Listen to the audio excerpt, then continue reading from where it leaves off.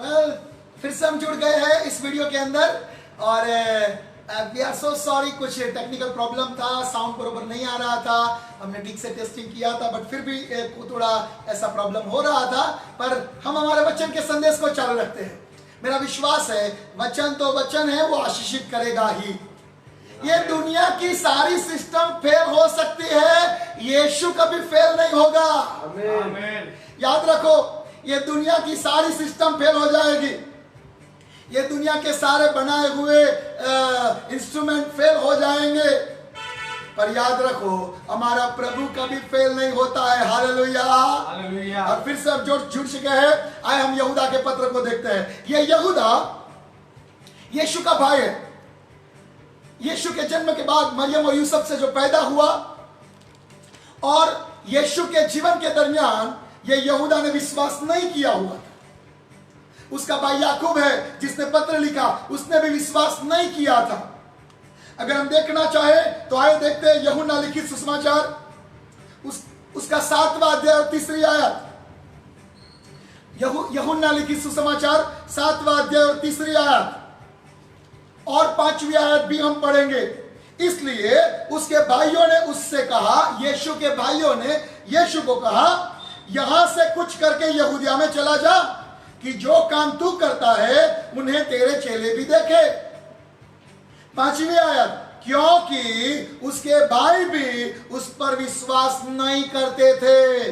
तो ये यहूदा है जिसने यीशु के जीवन के दरमियान यीशु पर विश्वास नहीं किया था।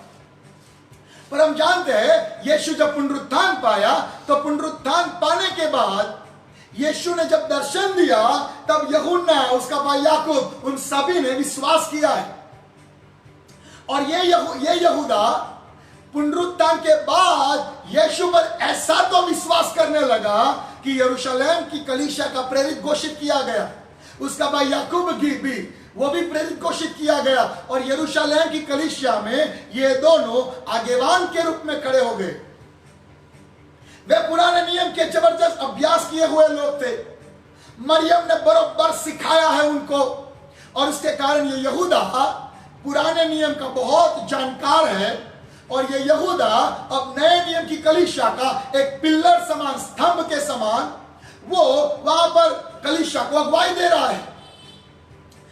ये पत्र, और हम जानते हैं यहूदा 50वां के दिन भी वो अपर रूम में था जहां पर पवित्र आत्मा उतर आया।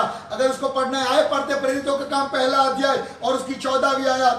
प्रेरितों का काम 1 अध्याय और उसकी 14वीं आयत में लिखा है, ये सब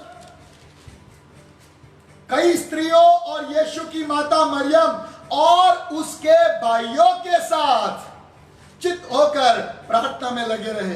तो यीशु के भाई भी 50वां के दिन वो अपर रूम में थे जहां पर पवित्र आत्मा उतर आया और वे लोग अन्य अन्य भाषा में बोलने लगे। ये वो यहूदा है, यीशु का भाई, जो पहले विश्वास नहीं करता था, 50वां पुनरुत्थान के बाद विश्वास किया, 50वां के दिन आत्मा से भरपूर हुआ और उसके बाद सीधा कलीसिया का एपोस्टल अगुवा दिखता है।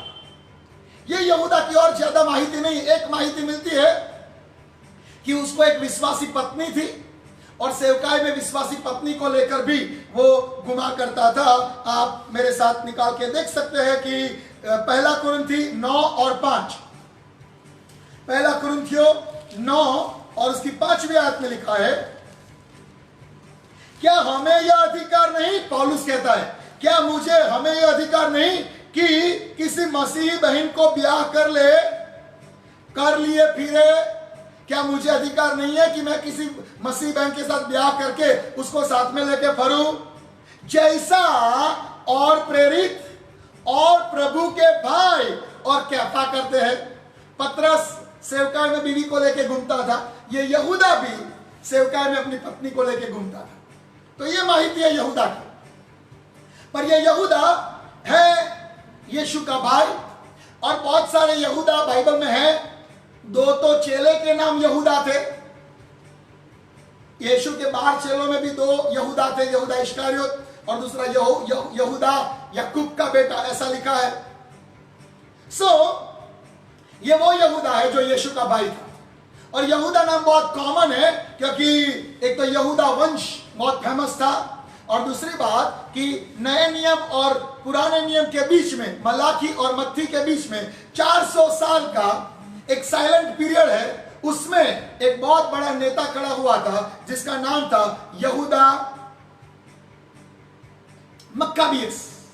यहूदा मक्काबियस नाम का एक अगुवा खड़ा हुआ था और उसने एक बहुत बड़ा मूवमेंट चलाया था। उसकी स्टोरी सब कैथोलिक बाइबल में है, जो कैथोलिक का बाइबल होता है, संपूर्ण बाइबल, उसमें ये सारा इतिहास मिलता है। पर वो यहूदा वो जमाने का हीरो बन गया था, तो बहुत सारे यहूदा नाम जनरल सब रखते थे। तो ये यहूदा का पत्र है, और आए हम देखते हैं कि ये यहूदा के पत्र में है क्या। यहूदा का पत्र दूसरे पीतर के पत्र के साथ ही लिखा गया पत्र है। जो दूसरा पत्रस है, पत्रस का पहला पत्र है, पहले पत्रस के समय में पत्रस कुछ बातों को लिखता है, और वो जो समय था जबकि कलीसिया में विरुद्ध बोलने, गलत टीचिंग देने वाले, प्रेरितों के टीचिंग से अलग बोलने वाले ऐसे बहुत सारे प्रचारक खड़े हुए थे। उनको डांटने के लिए, उनको बोलने के लिए कि ये ऐसा उपदेश मत करो, और कलीसिया को समझाने के लिए कि परख करो कौन सा आत्मा किसकी ओर से है। तो पत्रस का जो दूसरा पत्र है उसके साथ ये उसी समय का और उसी लोगों को संबोधन करके लिखा गया पत्र है। फिर से मेरे वाक्य को मैं क्लियर करता हूं। दूसरे पत्रस के साथ ये पत्र उसी समय का और उसी लोगों के लिए लिखा गया पत्र है। इसलिए अगर आप दूसरा पत्रस पढ़ो और यहूदा का पत्र पढ़ो तो बहुत सारी बातें सिमिलर देखने को मिलती है। लिखा गया है पहले पत्रस का पत्र, और ये यहूदा ने भी उस पत्रस के पत्र को पढ़ा है, क्योंकि वो अपने पत्र में बोलता है। देखो हम आयत पढ़ते 17 और 18 आयत, यहूदा की एक ही अध्याय है, 17 और 18 आयत पढ़ते हैं। देखो, पर हे प्रियो, तुम उन बातों का स्मरण रखो जो हमारे प्रभु यीशु मसीह के प्रेरित पहले कुछ कह चुके हैं। जो हमारे यीशु मसीह के प्रेरित पहले कह चुके हैं उसको तुम स्मरण में रखो। 18वीं आयत, वे तुमसे कहा करते थे कि पिछले दिनों में ऐसे ठट्ठा करने वाले होंगे जो अपनी अभिभक्ति की अभिलाषाओं के अनुसार चलेंगे। अभी ये बात दूसरे पत्रस के तीसरे अध्याय की तीसरी आयत में मिलती है। तो इससे हमें पता चलता है कि ये यहूदा ने पत्रस के दूसरे पत्र को पढ़ा है, क्योंकि उसकी आयत को वो लिखता है। तो ये पत्र में यहूदा ने क्या किया है? यहूदा ने बहुत इंपॉर्टेंट टाइम पर यह टीचिंग दिया है। क्यों यह पत्र लिखा है आए हम देखते हैं। उसके तीसरी आयत देखो, यहूदा की तीसरी आयत, हे प्रियो, जब मैं तुम्हें उस उद्धार के विषय में लिखने में अत्यंत परिश्रम से प्रयत्न कर रहा था। यहूदा कहता है मेरी चाहना थी, मैं चाहता था कि तुम्हें उस उद्धार के बारे में कुछ लिखूं जिसमें हम सब सहभागी हैं, तो मैंने तुम्हें यह समझाना आवश्यक जाना कि उस विश्वास के लिए पूरा यत्न करो जो पवित्र लोगों को एक ही बार सौंपा गया है। सो देखो, यहूदा चाहता था कि मैं उस उद्धार के बारे में कुछ लिखूं, पर जरूरत लगी, उस समय को देखकर जरूरत लगी कि मैं लिखूं कि तुम अपने विश्वास के लिए यत्न करो, पूरा यत्न करो। ऐसा उत्तेजन देने की जरूरत लगी, ऐसी चेतावनी देने की जरूरत लगी, और इस कारण यहूदा ये पत्र कलीसिया को लिखता है। आइए हम देखते हैं उस पत्र के अंदर क्या है। यह पत्र दो विभागों में हम समझेंगे। 1 से 16 आयत समझेंगे कि विश्वास के लिए पूरा यत्न करना, वाई, क्यों? और दूसरा विभाग सीखेंगे 17 से 23 आयत तक, विश्वास के लिए पूरा यत्न करना, हाउ, कैसे। फिर से मैं बोलता हूं, जो लिखते हैं ठीक से लिख लो। दो विभाग में इस पुस्तक को हम समझेंगे। पहला विभाग 1 से 16 आयत, जहां पर ऐसा है, विश्वास के लिए पूरा यत्न करना, वाई, यानी कि क्यों, क्यों विश्वास के लिए पूरा यत्न करना। और दूसरा विभाग है 17 से 23 आया, कैसे विश्वास के लिए पूरा यत्न करना। तो आए हम उसको समझने का प्रयत्न करते हैं। हम बाइबल के अंदर पहली आयत से देखने की शुरुआत करेंगे। ओके, पहली आयत, यहूदा कहता है, मैं यहूदा आप सभी को जिसको यीशु के नाम से बुलाहट मिली है, चुना गया है, उन सभी को जय मसीह की करके वो सलाम करता है। आप सबों के ऊपर दया, शांति और प्रेम बहुत आज से प्राप्त होता रहे। ओके, तीसरी आयत हमने ऑलरेडी पढ़ लिया। क्यों ये पत्र लिखने की जरूरत पड़ती है? अपने विश्वास के लिए पूरा यत्न करो। इवन आज का टाइटल लिखना है तो भी लिख दो, विश्वास के लिए पूरा यत्न करो। क्यों यत्न करने की आवश्यकता है?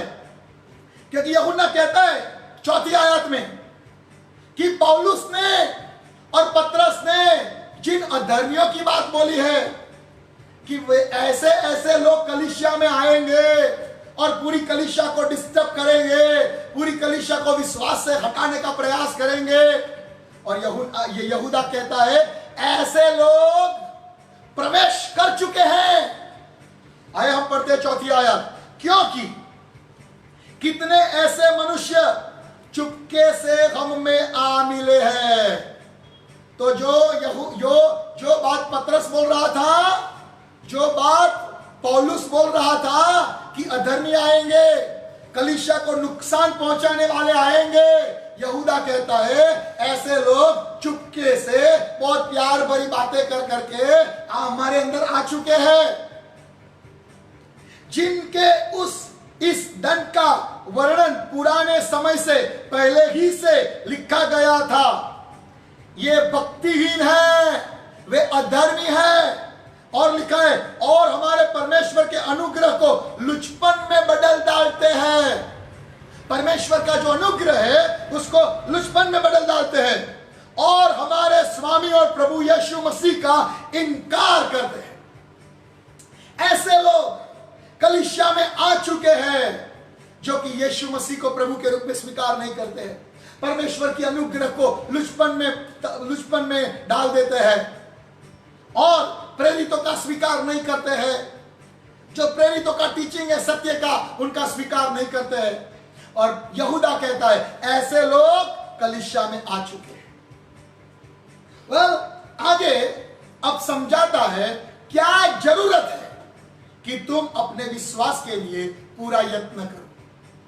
क्यों हमें हमारे विश्वास के लिए बहुत यत्न करना चाहिए? नंबर 1 कारण, आइए हम देखते हैं कारण नंबर 1। 5वीं आयत में लिखा है, देखो, पर यद्यपि तुम सब बात एक बार जान चुके हो तो भी मैं तुम्हें इस बात की सुधि दिलाना चाहता हूं कि प्रभु ने एक कुल को, एक वंश को मिस्र देश से छुड़ाने के बाद विश्वास न लाने वालों को नाश कर दिया। बाइबल बताती है क्यों हमें हमारे विश्वास के लिए पूरा यत्न करना चाहिए। क्योंकि एक प्रजा थी जिसको प्रभु ने चुना, जिसको प्रभु ने बोला कि ये मेरी प्रजा है, ऐसा करके चुना। पर उसी चुनी हुई प्रजा में से जो लोगों ने विश्वास नहीं किया, जिन लोगों ने अविश्वास किया, उन सबों को मार दिया गया। मरुभूमि में वो मर गए, उनकी लौटें पड़ी। इसलिए यहूदा कहता है संभालो, अपने विश्वास के लिए पूरा यत्न करो। क्यों? ताकि तुम उन इजराइलियों की नाई चुने गए हो तो भी मारे ना जाओ। इजरायली चुने गए थे, वाचा बांधी थी परमेश्वर ने उन लोगों के साथ, बोला था कि मैं तुम्हें वचन के देश में ले जाऊंगा, पर उन्हीं प्रजा में से जिन लोगों ने अविश्वास किया वे मर गए। मुझे बहुत आश्चर्य होता है, ये वो प्रजा है जिन्होंने मिस्र में आए हुए 10 अनर्थों को देखा है। उन्होंने अपनी आंखों से देखा है कि कैसे यहोवा ने उन लोगों को छुड़ाया। ओ मेंढकों को भेजकर, मरी को भेजकर, ओले गिराकर, खून का पानी का खून और खून का पानी बनाकर, जुए भेजकर, और अंधकार को भेजकर, 10 अनर्थ को भेजकर, पहलोटे की मौत भेजकर परमेश्वर ने उनको छुड़ाया था। उन्होंने अपनी आंखों से देखा था, उन्होंने अपनी आंखों से देखा था लाल समंदर के 2 भाग हो गए। उन्होंने देखा है उस लाल समंदर में फारून का सैन्य मर गया। वे लोग रोज चमत्कार खाते थे, क्योंकि रोज मन्ना गिरता था, रोज मन्ना गिरता था, और रोज लोग उस मन्ना को खाकर 40 साल तक उन्होंने मुसाफरी की। खाते क्या थे? चमत्कार खाते थे। भूमि में से उगाया हुआ नेचुरल खाना है, आकाश में से गिरा हुआ सुपर नेचुरल खाना है। वे सुपर नेचुरल खाना खाते थे, और सुपर नेचुरल खाना खाने के वो चमत्कार का खाना खाते भी अविश्वास करने लगे। वो पीते क्या थे? चमत्कार का पानी पीते थे। लाठी मारने से जो खड़क में से पानी निकल आया था, वो पानी उनके पीछे पीछे जाता था। वो पानी पीकर वे 40 साल जिए हैं। चमत्कार खाते थे, चमत्कार पीते थे, चमत्कार देखते थे 24 आवर्स। ऊपर देखो तो मेघ स्तंभ है, रात को देखो अग्नि स्तंभ है। रोज 24 घंटे उनके आजू बाजू चमत्कार है। चमत्कार खा रहे, चमत्कार पी रहे, चमत्कार देख रहे हैं। चमत्कार पहना हुआ था, क्योंकि 40 साल तक उनके वस्त्र फटे नहीं। 40 साल तक उनके वस्त्र फटे नहीं, और 40 साल तक उनके जूते टूटे नहीं। और यह बात प्रकट करती है कि इजरायली चमत्कार खाते थे, चमत्कार पीते थे, चमत्कार पहनते थे, चमत्कार से चलते थे। 40 साल चले, उनके पैरों में सूजन नहीं आई, उनके चंपल नहीं टूटे। चमत्कार खाना, चमत्कार पीना, चमत्कार पहनना, चमत्कार से चलना, और चमत्कार के नीचे रहना। उनके चारों ओर चमत्कार था। ऐसी जिंदगी जीने वाले लोग जिनके ऊपर 24 आवर परमेश्वर दृश्यमान अवस्था में आच्छादन किया हुआ था, वे लोग अविश्वास में मारे गए। तो सोचो, हमारी आंखें तो वो मेघ स्तंभ नहीं देख पाती है, हमारी आंखें वो रात की लाइट नहीं देख पाती है, अग्नि स्तंभ।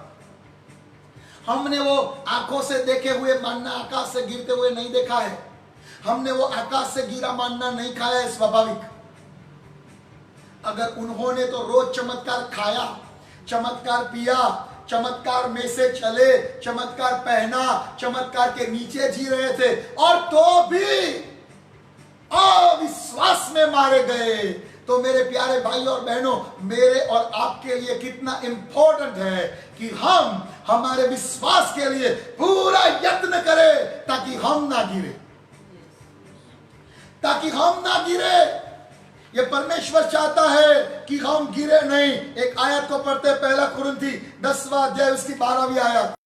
1 कुरिन्थी उसका 10वां अध्याय और उसकी 12वीं आयत ऐसा कहती है, इसलिए जो समझता है कि मैं स्थिर हूं, वह चौकस रहे कि कहीं गिर ना पड़े। Hallelujah, hallelujah. बहुत लोग अभिमान करते हैं, मैं तो 20 साल से प्रभु के मार्ग में चलता हूं, 25 साल सेवकाई के हो गए। ओ भाई, 25 साल हो गए, ये लोगों को 40 साल हो गए थे सेवकाई में। प्रभु के मार्ग में चलते चलते 40 साल हो गए थे, पीढ़ियों से चलते आ रहे थे। अविश्वास किया, मर गए। और इसलिए यहूदा बताना चाहता है, जो चमत्कार खाते थे, चमत्कार पीते थे, चमत्कार पहनते थे, चमत्कार से चलते थे, चमत्कार से अगुवाई पाते थे, चमत्कार उनके सिरों पर रहता था, वो लोग अविश्वास में मर गए। तो कितना इंपॉर्टेंट है कि मैं और आप अपने विश्वास के लिए बहुत पूरा यत्न करें ताकि हम ना गिरे। यहूदा का कंसर्न है अपनी कलीसिया के लिए, अपने विश्वास के लिए पूरा यत्न करो ताकि तुम ना गिरो। दूसरा एग्जांपल देखते हैं, दूसरा एग्जांपल देता है 6ठी आयत में। फिर जो स्वर्गदूतों ने अपने पद को स्थिर न रखा वरन अपने निज निवास को छोड़ दिया, उसने उनको भी उस भीषण दिन के न्याय के लिए अंधकार में जो सदा काल के लिए है बंधनों में रखा है। Hallelujah, hallelujah. बाइबल बताती है उन दूतों को जो 24 घंटे यहोवा परमेश्वर के सन्मुख खड़े रहते थे। उनकी आंखें यहोवा को देख रही थी। Praise the Lord. ओ उनके सामने पूरा दिन आराधना करते थे, Hallelujah. झुकते थे, अपनी बाहों को फैलाते थे, तो भी वो जगह में खड़े खड़े पाप किया। वो जगह में खड़े खड़े पाप के कारण गिरे। तो मेरे और आपके लिए कितना इंपॉर्टेंट है कि हम अपने विश्वास के लिए पूरा यत्न करें Amen. ताकि हम ना गिरे। Amen. Amen. यहूदा कहता है भाइयों और बहनों, यह समय ऐसा है, और नॉट ओनली वो समय, आज का समय भी ऐसा है।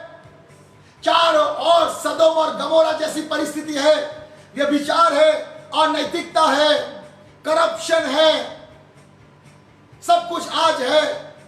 आज जरूरत है अपने विश्वास के लिए पूरा यत्न करो ताकि तुम गिरो नहीं। क्योंकि चमत्कार खाने वाले, चमत्कार पीने वाले, चमत्कार पहनने वाले, चमत्कार में चलने वाले भी अविश्वास में मर गए। नो मैटर कि आपके चर्च का नाम मिराकल चर्च हो, मिरेकल चर्च होना, praise the Lord, but remember miracle में जीने वाले लोग भी अविश्वास में मरे थे। मिराकल हो यह जरूरी है, यह ख्रिस्ती जीवन के फल है, होने ही चाहिए, पर याद रखो अपने विश्वास के लिए पूरा यत्न करो ताकि तुम अविश्वास के कारण नाश में न जाओ। आप सोचो 24 घंटे यहोवा की गद्दी के सामने खड़ा रहा हुआ ल्यूसीफर, वो महिमा को देखने वाला ल्यूसीफर, उस गौरव को स्तुति में प्रकट करने वाला ल्यूसीफर, पूरे दूत गण को, पूरे स्वर्ग को वर्शिप में लीड करने वाला ल्यूसीफर, उसके दिमाग में पाप आया। वो जगह पर पाप उसके दिमाग में आया तो हमारे लिए कितनी इंपॉर्टेंट बात है कि हम अपने लिए बहुत संभाल रखें, अपने लिए बहुत पूरा यत्न करें विश्वास के लिए कि हम पाप में ना गिरे। अगर यहोवा के सामने खड़े रहने वाले दूत पाप में गिर जाते हैं तो हमारा गिरना तो बहुत स्वाभाविक हो जाएगा, पर ऐसा नहीं होना चाहिए क्योंकि परमेश्वर का आत्मा हम में बसता है। Hallelujah, hallelujah.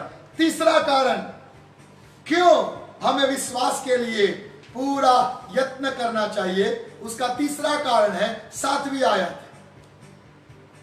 जिस रीति से सदोम और गमोरा और उनके आसपास के नगर जो इनकी नाई में व्यभिचारी हो गए थे और पराये शरीर के पीछे लग गए थे, आग के अनंत दंड में पड़कर दृष्टांत ठहरे हैं। हालेलुया। ये सदोम और गमोरा व्यभिचार के नगर थे, अनैतिकता के नगर थे, पराये शरीर के पीछे लग गए थे। व्यभिचार, अनैतिकता, ये वो, और परमेश्वर ने तय किया मैं पूरे नगरों को नष्ट कर दूंगा आकाश से आग गिरा कर। परमेश्वर का अनुग्रह हो तो आकाश से खाना भी गिराता है और वो क्रोधायमान हो तो आग भी गिराता है, और वो आनंद से उमड़ जाए तो पवित्र आत्मा की आग भी गिराता है। हालेलुया। हालेलुया। ये जो तीसरी बात है कि सदोम और गमोरा जैसे काम करने वालों पर परमेश्वर का क्रोध भड़क उठता है। और यहूदा कहता है वो लोग जो हमारे बीच में आ गए हैं ना, वो ऐसे ही सोच वाले हैं, व्यभिचार की सोच वाले हैं, दुष्टता की सोच वाले हैं। कुछ समय पहले मुझे एक प्रश्न पूछा गया था नेपाली टीवी चैनल पर कि आप बताएं एलजीबीटीसी के बारे में, ये लेस्बियन, गे, बाइसेक्सुअल, ऐसे जो लोग होते हैं जो जातीय विकृतियों से भरे हुए होते हैं, स्त्री स्त्री के साथ संबंध मानता है, पुरुष पुरुष के साथ संबंध मानता है, और ऐसे जो विकृत हो गए, आज कुछ देशों में उनकी शादियों को भी लीगल बना दिया गया है। पुरुष पुरुष के साथ शादी कर सकता है, स्त्री स्त्री के साथ शादी कर सकती है। मुझे पूछा गया आप क्या बोलते हो? मैंने बोला ऐसी नौबत पहले आई थी और तब परमेश्वर ने आकाश से आग गिराई थी। और यह प्रश्न है ही नहीं कि बाइबल उसके बारे में क्या बोलता है। बाइबल कहता है उसने एक नर और एक नारी को बनाया। परमेश्वर की व्यवस्था को कोई बदल नहीं सकता है। ऐसे व्यभिचारियों के लिए बाइबल बताती है परमेश्वर ने आकाश से आग को गिराया और दोनों नगरों का नाश किया। इसके लिए जरूरी है, मेरे जवान बेटे बेटियां जो देख रहे हैं, कॉलेज स्टूडेंट जो लोग मुझे सुन रहे हैं, मैं जानता हूं आज की कॉलेज कैंपस का वातावरण क्या है। बहुत भयानक व्यसन वहां चलते हैं, अलग अलग ड्रग्स और सिगरेट और ये और वे और दारू, अलग अलग प्रकार के ड्रग्स और व्यसन चलते हैं। भयंकर व्यभिचार चलता है और आज पाप करना इतना आसान हो गया है। मैं आपको बताऊं, भले आपके चारों ओर सदोम और गमोरा सी परिस्थिति क्यों ना हो, पर लोथ की समान आप न्यायी रहना। आपको पाप छूने न पाए। आमीन। वो यशाया की आयत कहती है कि जाओ जाओ वहां से निकलो, कुछ भी अशुद्ध बातों को छुओ मत। हालेलुया। हे यहोवा के याजकों, अपने आप को शुद्ध रखो। आमीन। जो भी जवान लड़के लड़कियां मेरे बेटे बेटियां देख रहे हैं, मैं आपको बताना चाहता हूं, हमारे आसपास का जगत सदोम और गमोरा की समान है। भयानक व्यभिचार में, पोर्नोग्राफी में जी रहा है। मैं बताना चाहता हूं, जो बातें यहोवा धिक्कारता है उसमें कलीसिया के लोग आनंद नहीं कर सकते हैं। जो जगत की रीत है, जो शैतान का काम है, भयंकर व्यभिचार और नग्नता की बातें जो यहोवा धिक्कारता है, मेरे प्यारे भाइयों और बहनों, मेरे बेटे और बेटियां, मैं आपको बताना चाहता हूं, उससे परदेसी समान दूर भागो। अपने आप को परदेसी समान ऐसे पापों से दूर रखो, क्योंकि ऐसे पाप करने वालों पर आकाश से आग गिराई जाती है और उनका नाश किया जाता है, ऐसा वचन बताती है। और यहूदा इसलिए कहता है अपने विश्वास के लिए। मैं आपको डराना नहीं चाहता हूं, बट फिर भी ये बहुत गंभीर बात है। हाँ, हम कृपा पाए लोग हैं, आमेन। हम अनुग्रह पाए हुए लोग हैं। हालेलुया। शायद एक बार गलती हो जाए और आकाश से आग ना भी गिरी तो प्रेज द लॉर्ड की कृपा है, पर इसका मतलब यह भी नहीं है कि हम उसी में जिया करें। प्रभु हमारे सारे पापों को माफ करने के लिए तैयार है, पर हमारे विश्वास के लिए हम पूरा यत्न करें, ऐसा प्रभु की इच्छा है। सो 3 बातें लिखता है कि भाई ये 3 कारण है, और इसके कारण मैं चाहता हूं कि आप लोग अपने विश्वास के लिए पूरा यत्न करें। और 3 बातें मैं आपको बताना चाहता हूं कि उनके काम कैसे हैं, उनके काम कैसे हैं, जिसके बारे में बाइबल हमें बताती है कि उनके काम कैसे हैं। क्योंकि ये जो लोग हैं उसके बारे में बाइबल ऐसा बताती है कि वो कलीसिया के अंदर आ जाते हैं। अभी उसका आप पूरा पढ़ो, 8 से लेकर 12-13 आयत तक आप पढ़ो, तो वो सारी आयतें हैं जहां पर लिखा है कि वो लोग कैसे कैसे काम करेंगे। अभी समय के अभाव से मैं उन कामों में जाना नहीं चाहता हूं। आप पढ़ोगे तो आपको पता चल जाएगा कि वे कैसे लोग हैं। वे निर्जल बादल के समान हैं, ऐसा बादल जिसमें पानी नहीं है, इधर उधर घुमा करते हैं, पवन आए इधर उधर चला करते हैं। ऐसा सब लिखा है 12वीं आयत में कि वो 2 बार मर चुके हुए, जड़ से उखाड़ दिए गए निष्फल पेड़ है, तो ऐसे उनको सरखाया गया है, उनके काम ऐसे ऐसे ऐसे है। तो ये सब बातों को लिखा गया है। तो अब हम ये समझना चाहते हैं कि यहां पर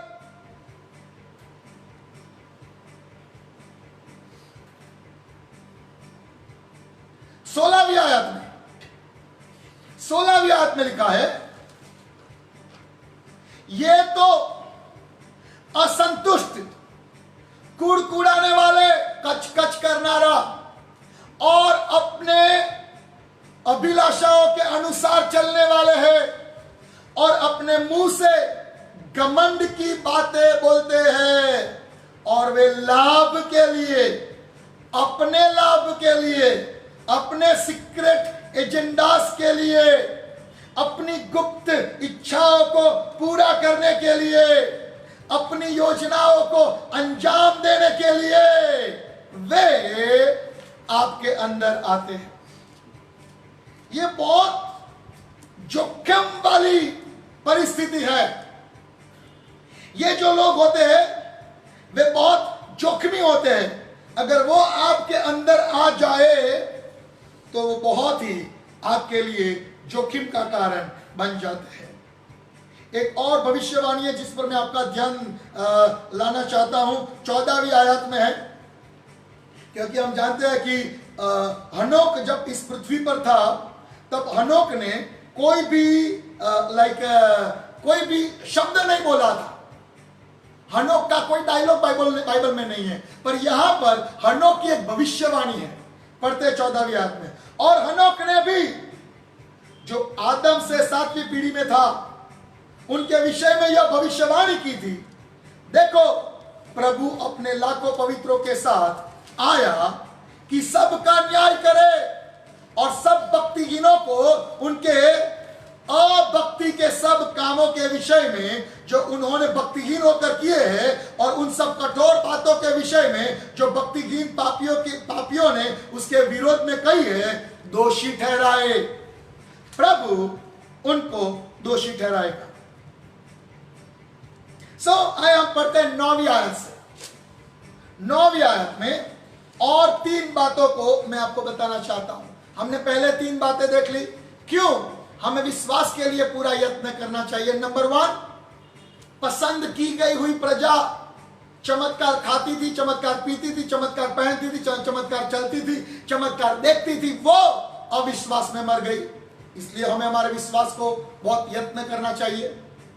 दूसरी बात, परमेश्वर के सम्मुख 24 घंटे खड़े रहने वाला लूसीफर और उसके साथी दूत भी गिरे पाप में, तो हमें कितना यत्न करना चाहिए हमारे विश्वास के लिए। और तीसरी बात, सदोम और गमोरा उनके पापों के कारण आकाश से अग्नि गिरी और मर गए। और 3 बातों को बताना चाहता हूं। 9वीं आयत, परंतु प्रधान स्वर्गदूत मिकाइल ने जब शैतान से मूसा की लोथ के विषय में वाद विवाद करता था तो उसको बुरा भला कह के दोष लगाने का साहस न किया, पर यह कहा कि प्रभु तुझे डांटे। अभी एक क्वेश्चन बहुत सारे लोगों को होता है, इसलिए मैं आपको बताना चाहता हूं कि शैतान ने भी चाहा था कि मूसा जब मर गया तो उसकी डेड बॉडी ले ले, परंतु मिकाएल ने शैतान को वो डेड बॉडी लेने नहीं दिया। शैतान की तो इच्छा थी, अगर ये डेड बॉडी मेरे हाथ में आ जाए ना तो मैं ये डेड बॉडी इजराइलियों को दे दूंगा। तो इजराइलियों मिस्र में से आए हैं, उनको आता है डेड बॉडी में वो सब कुछ गरम मसाला भर के उसको मम्मी बना देना, तो ये मूसा की डेड बॉडी को भी मम्मी बनाकर रखेंगे ताकि सालों साल तक उसकी डेड बॉडी वैसी की वैसी रहे। और प्रभु जानता था, शैतान भी जानता था, ये लोग यहोवा को छोड़ देंगे और ये मूसा के शब्द की आराधना शुरू कर देंगे।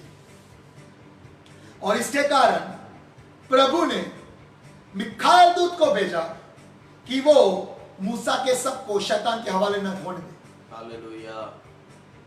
आज कोई जगह पर कोई शब्द रखा हो, कोई शब्द पवित्र नहीं है, सो सॉरी अगर किसी की भावनाओं को ठेस पहुंचती है तो। कोई संत का शब्द रखा हुआ है और कोई कहे वो पवित्र है, मूसा के शब्द को भी प्रभु ने रखने नहीं दिया था, क्योंकि लोग उसकी आराधना उसके पैरों में गिरना शुरू हो जाएंगे। आज भी कोई कोई जगह पे शब्दों को रखा गया है, वो पवित्र नहीं है, उसको मिट्टी में मिल जाना चाहिए वचन के अनुसार। प्रभु नहीं चाहता है कि किसी का भी शब्द लंबे समय तक रखा जाए, और इसलिए मूसा का शब्द इजरायलियों के हाथ में, शैतान के हाथ में आने नहीं दिया। ओके, तीन मुद्दे देख लेते हैं। चलो 11वीं आयत में, उन पर हाय कि वे कैन की सी चाल चले। काइन और हाबेल दो भाई याद होंगे आपको। यहूदा कहता है ये लोग काइन के मार्ग में चलने वाले हैं। काइन के मार्ग में चलने वाले यानी कैसे? काइन के मार्ग में चलने वाले यानी अपनी इच्छा के मुताबिक जीने वाले। जब बलिदान चढ़ाना हुआ, हाबेल ने यह देखा प्रभु को क्या पसंद है, और काइन ने यह देखा अरे मेरे पास जो है वो मैं दूंगा। काइन ने यह देखा मेरी मर्जी, प्रभु को क्या देना है उसमें प्रभु को क्या पूछना, मेरी जो इच्छा है मैं वो चढ़ा दूंगा, मेरी मर्जी, अपनी इच्छा का मालिक, मैं मेरी इच्छा के मुताबिक जीऊंगा। ऐसा करके ये काइन ने बलिदान चढ़ाया था। और कलीसिया में ऐसे लोगों को हम कभी एनकरेज करना नहीं चाहते हैं जो अपनी रीति से ख्रिस्ती जीवन जीना चाहता हो, अपनी रीति से भक्ति करना चाहता हो। ये कलीसिया का कैप्टन राजा प्रभु यीशु है। Hallelujah, hallelujah. उसमें यीशु की इच्छा पूरी करना है। काइन सी चाल चलने वाले कलीसिया में नहीं आने चाहिए। उनको आप समझाओ, काइन का बलिदान कभी प्रभु के सामने मान्य नहीं होता है, क्योंकि वो ये नहीं देखता है प्रभु को क्या भावता है, वो ये देखता है मुझे क्या अच्छा लगता है। वो प्रभु को प्रसन्न करने के लिए बलिदान नहीं चढ़ाता है, वो खुद को प्रमोट करने के लिए, खुद को खुश करने के लिए बलिदान चढ़ाता है। मेरे प्यारे भाई और बहन, ये अति आवश्यक है कि हम ये बात को समझे, हमारे विश्वास के लिए पूरा यत्न करें, क्योंकि ऐसे लोग कलीसिया में आते हैं, आपके विश्वास से आपको डाइवर्ट कर देते हैं। दूसरे प्रकार के लोग 11वीं आयत में, और मजदूरी के लिए बिलाम की नाई भ्रष्ट हो गए। ये बिलाम प्रबोधक था, प्रभु ने उसको ना बोला। जब मोआब के राजा बालाक ने उसको बुलाया, इजरायलियों को श्राप देने के लिए बुलाया, और तब बिलाम ने प्रभु को पूछा, प्रभु ने बोला मत जा। बट फिर भी दूसरी बार बड़ा वाला कॉन्ट्रैक्ट आया कि ज्यादा पैसे देंगे, बहुत देंगे। तो बिलाम को लगा ये सौदा अच्छा है, प्रभु मन बदलो, चलो मैं जाऊं। प्रभु बोला जा बेटा, और एक दूत को बोला जा उसको बीच में काट डाल, मार डाल उसको। ये तो प्रभु की अनुग्रह हुई कि गधी की आंखें खोल दी और गधी ने उस दूत को देखा, और उस बलाम ने 3 बार इजराइल को श्राप देने का प्रयत्न किया, पर तीनों बार प्रभु ने उसके मुंह में आशीष के वचन रख दिए। 2 बार आशीष के वचन रखे, तीसरी बार उसने खुद ने आशीष पुकार दी। पर ये बिलाम को प्रॉब्लम था कि जिस उद्देश्य के लिए आया वो श्राप में नहीं दे पाया। तो मोआब के राजा को, क्योंकि उसको पैसे मिले, उसने ये कहा मैं एक आइडिया देता हूं, अगर वो आइडिया से काम करो तो तुम जीत जाओगे। बोला क्या?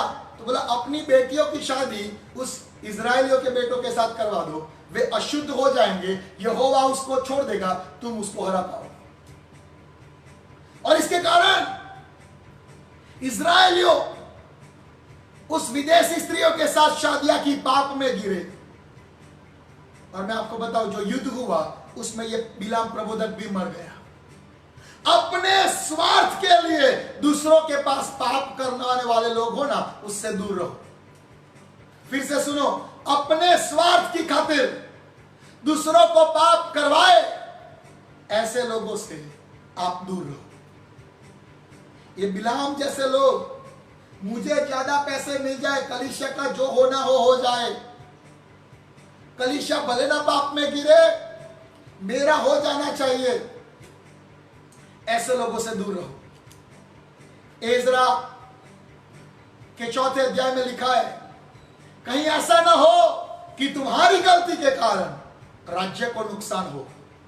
ऐसा नहीं होना चाहिए। मेरे प्यारे भाई और बहनों, ऐसे काइन सी चाल चलने वाले, बिलाम की समान लोग लालच रखने वाले कलीसिया में आते हैं, संभालना बहुत जरूरी है।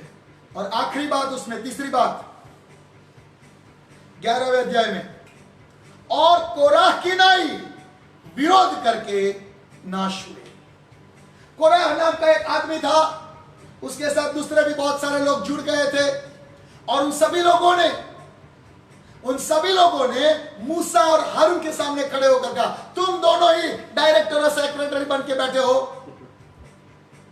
हम नहीं है, हमारे द्वारा भी प्रभु बोला है, आप दोनों ही क्यों डायरेक्टर बने हुए हो? लीडर आप बन गए, हम भी तो बन सकते हैं, हमने भी प्रमोट किया है। और मूसा और हारून ने बोला, भाई हमने खुद ने ये लीडरशिप नहीं लिया है, प्रभु ने हमें भेजा है, और प्रभु तय करेगा कि हमारा लीडरशिप प्रभु की ओर से है या नहीं। और उसके कारण जमीन फटी और वो सारे विरोधी जमीन में दफन हो गए। ये पूरा विद्रोह कोराह से नाम से जाना जाता है, कोराह के नाम से जाना जाता है। पर अगर आप बाइबल पढ़ो तो वो दिन जब आया, उस दिन कोराह ने पश्चाताप कर लिया, उसके बेटे नहीं मरे थे। हालेलुया। अगर आप पूरा स्टोरी पढ़ो कोराह का, उनके बेटे नहीं मरे थे, और उन्हीं बेटों ने भजन संहिता में गाने लिखे, कोराह के बेटों के गीत, जो वर्शिपर्स थे, वर्शिप लीडर्स थे। पर ये कोराह के विद्रोह के लोग हैं जो अगुवे के सामने खड़े हो जाते हैं, अगुवे को दोषी ठहराने के लिए खड़े हो जाते हैं। हाँ, सच्चे रूप में अगर अगुवे में पाप है, वो व्यभिचार में जीता है, जाके बोलो कि तुम व्यभिचार में जीते हो, ये पाप है। तुम पैसों का इधर उधर करते हो, पाप है, जाके बोलो। पर मैं आपको बताना चाहता हूं, बिना किसी साबिती के, किसी के कहने पर अपने एल्डर की विरुद्ध की बातों को मत सुनो। किसी के कहने पर अपने अगुवे की विरुद्ध की बातों को मत सुनो। ऐसे लोग कलीसिया में आते हैं जो कलीसिया के अंदर अपनी दूसरी कलीसिया बनाना चाहते हैं। कलीसिया होती है पर वो एक नया ग्रुप खड़ा करते हैं, कलीसिया के अंदर दूसरी कलीसिया। हमारी ये जनरल मीटिंग पूरी हो गई, फिर उनकी अलग मीटिंग होगी। हमारी बातें, ये सबसे जोखिम वाली बात है। और बातें क्या करेंगे, पास्टर बरोबर नहीं है, आज प्रीचिंग बरोबर नहीं किया, आज ये नहीं हुआ, ये वो नहीं हुआ। मैं आपको बताना चाहता हूं, ऐसे ग्रुप में अपने आप को शामिल मत करो। आमीन, आमीन। अगर कोई पास्टर पाप करता है, गलती करता है, उसके पास विनम्रता से के साथ जाओ, वचनों लेकर जाओ और बताओ कि भैया ये पाप आपको नहीं लगता है। कलीसिया में अगर कुछ गलती हो रही है, वचनों लेकर जाओ और बताओ भैया मुझे लगता है कि यहाँ हमें सुधार लाने की आवश्यकता है। और सच्चा अभिषिक्त दास होगा, वो जरूर आपकी सुनेगा। Hallelujah, hallelujah. घमंडी होगा तो नहीं सुनेगा। और याद रखो, ये बहुत आवश्यक है, ऐसे ग्रुप में अपने आप को मत जोड़ो। आमेन। हमने 3 बातें पहले देखी कि रोज चमत्कार खाने वाले, चमत्कार पीने वाले, चमत्कार पहनने वाले, चमत्कार से चलने वाले, चमत्कार देखने वाले अविश्वास में मर गए। इसलिए आज हमारे विश्वास के लिए पूरा यत्न करना जरूरी है। हालेलुया। हमने देखा 24 घंटे परम पवित्र स्थान में खड़े रहने वाला ल्यूसीफर और उसके साथी दूत गिरे, तो हमें कितना जरूरी है कि हम उसके ऊपर के विश्वास के लिए पूरा यत्न करें। सदोम और गमोरा जैसे पाप प्रभु आकाश से आग गिराकर मार दिया, हमें जरूरी है कि हम ऐसे पापों में ना गिरे। और 3 कैरेक्टर को लेकर समझे हम कि कैसे काइन के मार्ग पर चलने वाले लोग आते हैं, कैसे बिलाम की वो लालच में पड़ने वाले लोग आते हैं, और कैसे इस अगुवे के विरुद्ध खड़े होने वाले लोग आते हैं। ऐसे लोगों से सावधान रहें मेरे प्यारे भाइयों और बहनों। और कुछ बातें इस पत्र में है कि कैसे आप अपने विश्वास के लिए पूरा यत्न कर सकते हो। तो 17 से आगे लिखा है, धैर्य रखो, शांति में बने रहो, प्रेम में बने रहो, वचन में बने रहो, और ये सब 5 बातों करने से तुम अपने विश्वास के पूरा यत्न कर पाओगे। मेरी प्रार्थना है हम में से कोई भी अविश्वास के कारण नाश में ना जाए। मेरी प्रार्थना है हम में से कोई अविश्वास के कारण दूर न हो जाए, पर हम सभी वाचा में बंद कर एक साथ परमेश्वर के मार्ग में आगे बढ़ते जाए। परमेश्वर ये वचनों को समझने के लिए आपको अनुग्रह करे। प्रार्थना में लगे रहो। और आज ये आखिरी पत्र भी मैंने पूरा किया है। मेरा विश्वास है कि ये शिक्षण आपके लिए आशीष का कारण बना होगा। बाइबल पढ़ते रहे, आशीषों में बढ़ते रहे, अनुग्रह में बढ़ते रहे, और प्रभु की आशीष बहुतायत से आपके जीवनों पर बनी रहे। आए हम प्रार्थना करते हैं। प्यारे खुदावंत यीशु मसीह के नाम से हम आपके चरणों में आते हैं और आपके चरणों में आकर कहते हैं, पिता आपका अनुग्रह उंडेल दो, अपने वचनों को समझने के लिए अनुग्रह उंडेल दो। हम वो इजरायलियों की नाई अविश्वास में ना मरे, उन पतित दूतों की नाई हम गिरने वाले न बने अपने स्थान से, और सदोम और गमोरा के पाप में हम न जाए। ओ पिता, हमारे विश्वास के लिए पूरा यत्न करने के लिए हमें अनुग्रह। ये ऑनलाइन सुन रहे सभी भाइयों बहनों को आशीषित करो। और प्रभु इन दिनों में आपकी बहुत नजदीकाई का अनुभव, आपके बहुत प्रेम का अनुभव एक एक भाई बहन को कराया जाए। हर एक की जरूरतों को पूरा किया जाए। अगर कोई पैसों की जरूरत में यीशु के नाम से पूरी की जाए। हम प्रार्थना करते हैं पिता, जो लोग आपके नाम से जाने जाते हैं उनको कोई कमी घटी ना रहने पाए। हम प्रार्थना करते हैं ये विश्व में से इस कोरोना की असरों को नाबूद किया जाए। इस कोरोना की असरों को स्टॉप कर दिया जाए। सब बीमार चंगे हो जाए यीशु मसीह के नाम से। और ऐसा कुछ होने दो ताकि पूरे विश्व में आपकी महिमा हो। बहुत आदर और धन्यवाद देते हैं, यीशु मसीह के नाम से मांगते हैं। आमीन आमीन।